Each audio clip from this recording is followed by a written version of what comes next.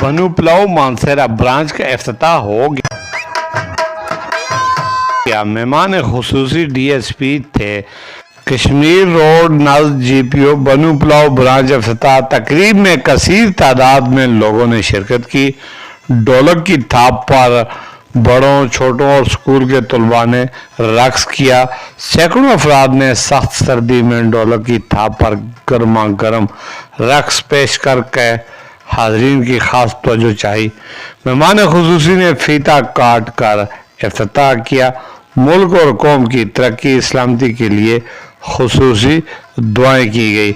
اس موقع پر میڈیا سے گفتگو کرتے ہوئے سہیل احمد نے کہا کہ بنوں پلاؤ ایک خاص ریسیپی ہے جس کو چھوٹے بڑے خواتین پسند کرتے ہیں اور مزیدار ذائقہ دار بنوں پلاؤ جو ایک بار کھائے وہ بار بار کھائے۔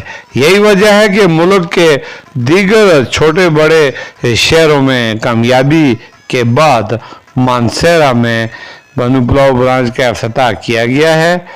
بڑھتی ہوئی اس کی مانگ اور ڈیمانڈ اب پورے ملک میں اس دن بدن کی برانچوں میں اضافہ ہوتا جا رہا ہے۔